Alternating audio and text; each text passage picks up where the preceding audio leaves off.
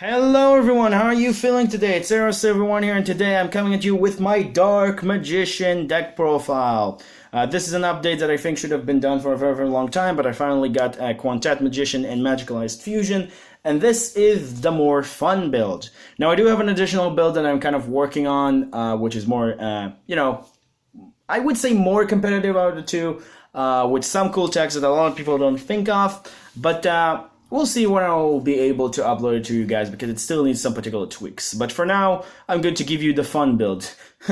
I know, right? Fun on this channel? Who would have thought?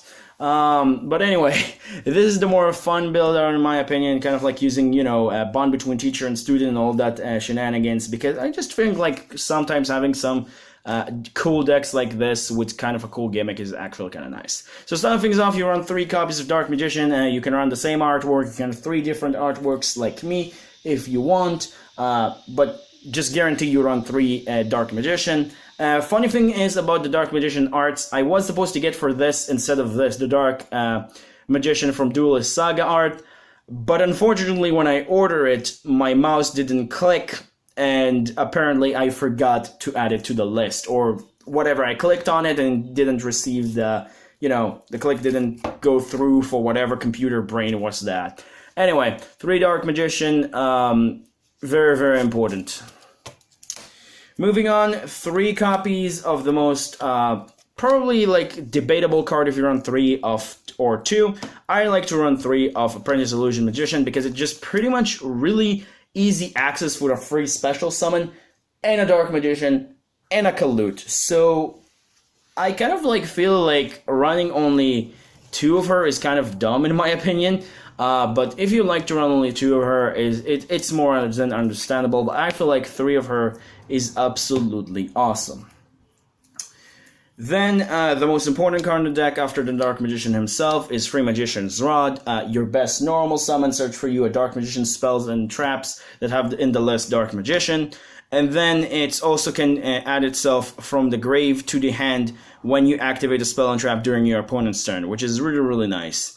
So it can recycle itself, and you can normal summon it again and get another search. And then the last Dark Magician support monster, I run 1 copy of Magician of Dark Illusion. This card is kind of like a card that like back in the day was probably better, but now it's like mostly one to summon it with Magician Navigation, even though you can just summon it whenever you activate a spell trap, but it's kind of hard to activate sometimes spells and traps, so it's mostly for Magician Navigation, just then it can be special summoned by particular effects. So that's really, really cool. And then giving you during your turn, again, a Dark Magician from the graveyard. And that's it for the Dark Magician so-called, known lineup monsters. Now we'll move on to the more support and fun techs that I have.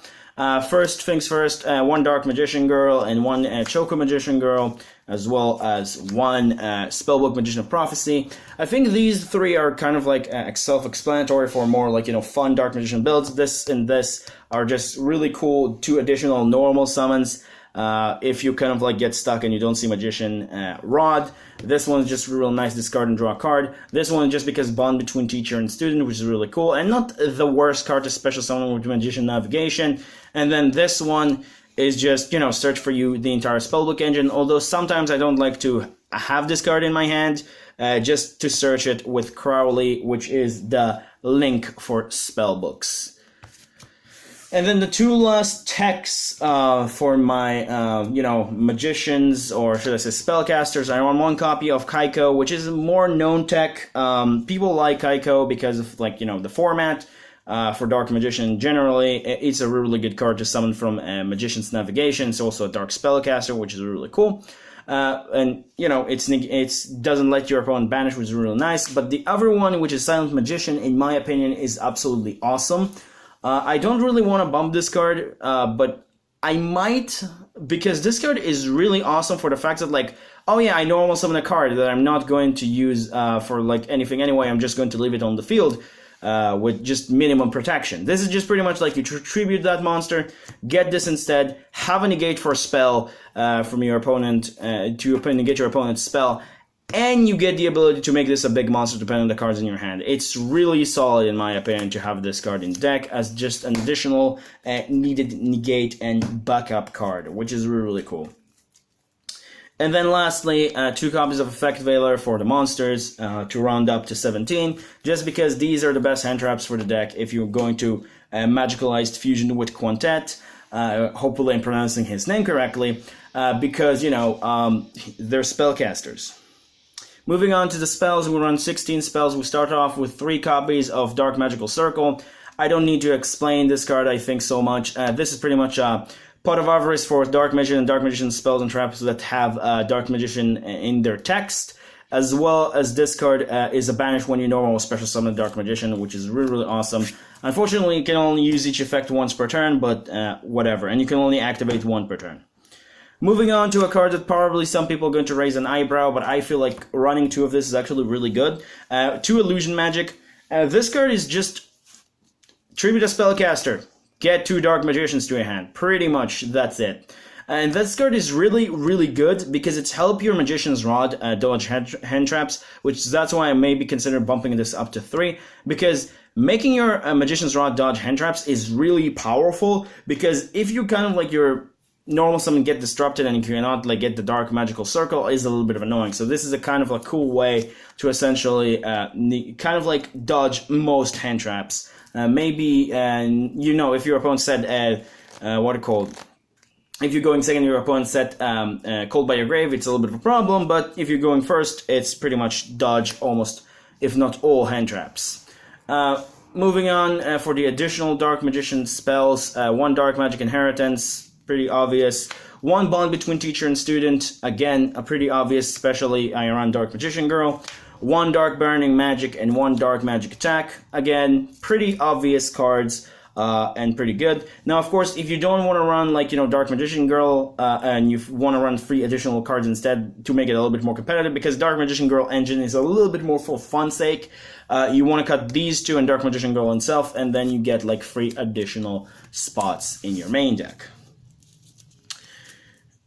And then you also, for your fusion spells, 2 copies of Eye of Timaeus and 1 copy of Magicalized Fusion. I am considering maybe bumping Magicalized Fusion to 2, but for the time being, it actually does really well at 1. And then 2 copies of Eye of Timaeus is just what you need. Unfortunately, this card is not searchable. I like this 3 fusion spells because you don't really need your extra deck. Sometimes you don't even have enough monsters on board for this. And sometimes if you use Magicalized Fusion way too much, it's banished way too much resources. So I feel like 3, you know, fusion spells is just nice to have.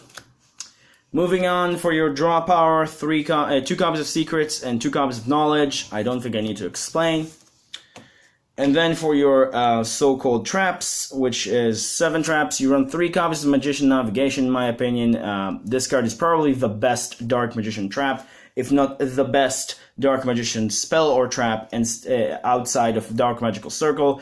This card is just pretty much like maybe activate your Dark Magical Circle during your opponent, which is really, really cool, because you have a Dark Magician in your hand, you summon it, and then a Dark Spellcaster, which is really powerful. And that's why also Illusion Magic and Apprentice Illusion Magician are also very, very important. Then 2 copies of Eternal Soul. I like this card at 2. It's really nice. It's searchable. And the problem with this card is like it's pretty much a pop to your side of the field if it gets removed. So I felt to myself like only 2 is just more than enough. You want this just to secure yourself for wins or stuff like that if you need to. And then 2 copies of Lost Wind. Dealing with special summoned monster effects is very, very nice. Can be any other hand trap or hand trap that you wish, but I decided to go with you know, Lost Wind because I really like the card. And that's pretty much does it for the main deck. Now we'll move on to the extra deck. So first off, for the extra deck, let's start with the Dark Magician fusion. So first off, we'll start with the oldest one, Dark Paladin. I don't think I need to explain this guy. Really good against dragons and have a negate effect by discarding a card for spells, which is really, really nice. Then you also have Amulet Dragon, which is one of your finishers, and when he dies, you get to special summon a dark spellcaster from your graveyard, which is really, really cool as well. So let's just say you have this in the graveyard, get to special summon this. You know how that works. Then the third one is Dark Magician, the Dragon Knight. Probably one of the best, if not the best fusion for Dark Magician. It's considered as Dark Magician, which is really cool. So you can summon it once again with Eternal Soul. We consider Dark Magician's field and graveyard, and it protects your spell and traps from destroyed by card effect or targeted by card effect, which is really, really powerful. But still, because Die of Tomas is not searchable, it's not the greatest cards. One of the greatest cards. Then the last one before we'll get to the big boy. Sorry about that. We run one copy of Dark Cavalry. Again, another utility card. Something can become bigger than this because he also counts spells and traps on the field, and it counts spells and traps and not just spells. And then he also might himself have a negation effect that by discarding a card, he can negate targeting effect on the field, which is really nice.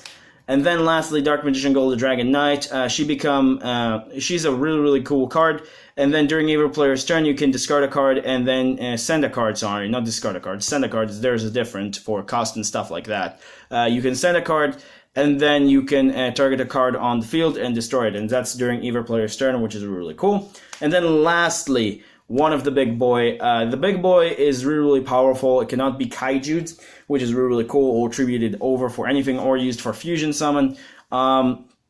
But the idea of him is like if you used 5 different spellcasters, because this is pretty much your five-headed dragon for spellcasters. If you haven't figured it out by the 5 circles, he's pretty much, if you use 5 different spellcasters, he can pop the field. It's a Regeki, or should I say not even a Regeki, like it's pop the field for your opponent, which is really, really cool. And it's very, very high impact on summon, very, very big, and very, very nice overall. Which it has more of like, a protection effect or, effect during either player's turn, but it's still very, very powerful monsters that your opponent will have a little bit of a hard time to recover from. Moving on to the Xyz, we only run one rank 6, which is nowhere to the Molar Leader, which is really, really good because of Apprentice, and just because it's allow you to climb into this if you don't see your Dark Magicians. One Ebon, I don't think you need more than one Ebon. I could see maybe in the future I run a second one, but I feel like one Ebon is more than you need most of the time. If you think you need a second one, is more than you're more than welcome to run. I feel like one is enough because you just see your Dark Magicians with this so fast, and then his effect kind of like become a little bit of not the greatest, because you're not going to have more Dark Magicians in your deck. So it's not the greatest in the world, but it's still very, very nice. Then one copy of number 11 Big Eye, another spellcaster Xyz. Very, very powerful card. Still your opponent's stuff. It's just really, really cool. Red Eyes Flare Metal Dragon. I always confuse the two because their names are a little bit similar, and sometimes like they're kind of like supposed to represent the same thing. But this one is the Xyz version.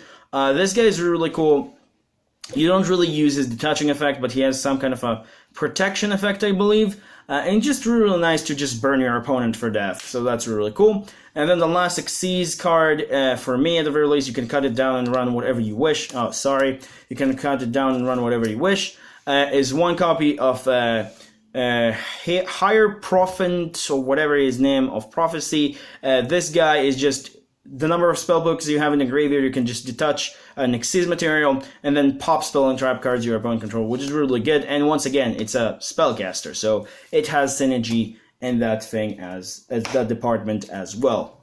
So that's it for this Xyz. Links, one Link Spider, pretty obvious for all your Link of normal needs. You run one of him. If you want it, you can bump it up to 2. I just only need the 1. One Crowley, the first prophesizer, I believe that's how you pronounce the word. This guy is really good. Like I said, just on Link Summon, he's giving you the choose between 3. He reveals 3 spell book card to your opponent. Your opponent randomly picked 1, which is really, really cool. And then you pretty much get to add one of them to your hand. And then the other effect is like when you normal summon a spellcaster which is level 5 or higher, you can normal summon it without tributing, which is really nice. Also spellcaster, Witch Apprentice, Dark Synergy, spellcaster, and then Akashic Magician, spellcaster synergy, which is really, really important.